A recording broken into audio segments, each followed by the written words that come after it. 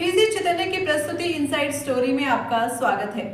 आज इन सब स्टोरी में बात होगी कांग्रेस में किस तरह बड़े नेता एक दूसरे का कांटा निकालने में लगे हुए हैं। इसी मुद्दे को लेकर आज चर्चा होगी और चर्चा होगी कि लोकसभा चुनाव में कांग्रेस का कौन कौन बड़ा नेता चुनाव लड़ रहा है और कौन चुनाव से बच रहा है।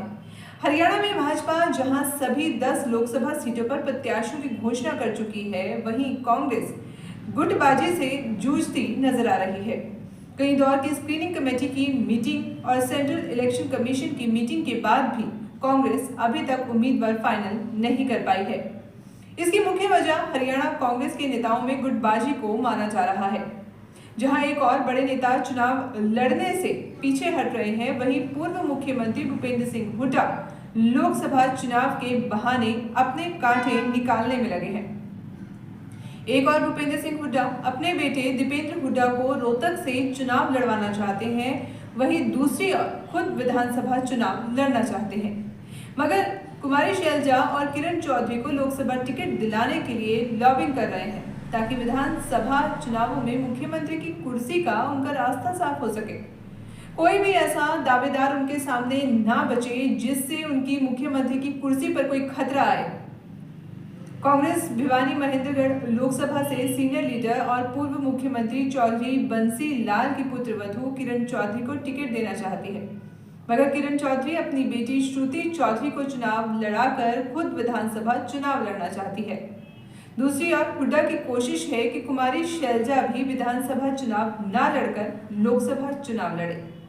सिरसा लोकसभा सीट से शैलजा की टिकट कंफर्म मानी जा रही है।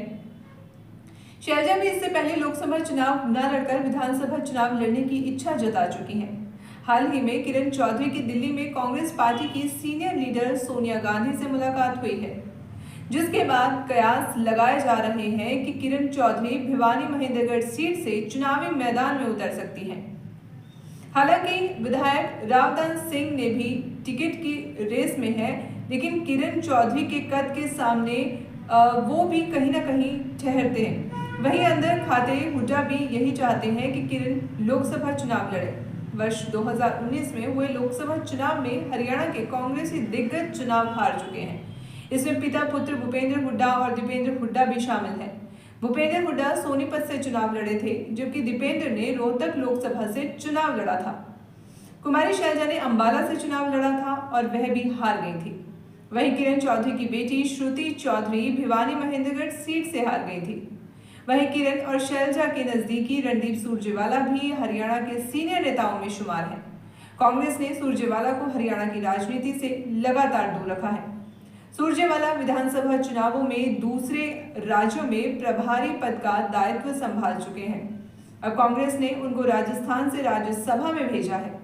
ऐसे में साफ है कि रणदीप सिंह सुरजेवाला हरियाणा में हो रहे लोकसभा चुनावों में ज्यादा समय नहीं दे पाएंगे। लेकिन मुख्य खामियाजा तो कांग्रेस को ही हो रहा है। कांग्रेस के सभी नेताओं को ऐसा लगता है कि हरियाणा में उनकी सरकार पक्की है और लोकसभा में उनकी हार तय है। ऐसे में सभी लोग मिठाई खाने के चक्कर में हैं और कांग्रेस को मिठाई के चक्कर में बड़े नेताओं के हाशिए पर डाल दिया है। सभी कुर्सी के लालच में है। कुर्सी की इस दौड़ में हर नेता अपने से आगे वाले नेता को लोकसभा चुनाव में उम्मीदवार बनाकर आनंद जी से गिराना चाहता है। लेकिन धोबी पछाड़ के इस खेल में अगर कोई पिट रहा है तो सिर्फ कांग्रेस है। लेकिन शायद यह उन्हें समझ नहीं आ रहा है कि अगर लोकसभा चुनाव में भाजपा 10 सीटें जीतने में दोबारा कामयाब हुई तो विधानसभा चुनाव में कांग्रेस के सपने भी मुंगेरी लाल के हसीन सपने बनकर रह जाएंगे। तो आज के लिए इतना ही, कल फिर मिलेंगे। जय हिंद।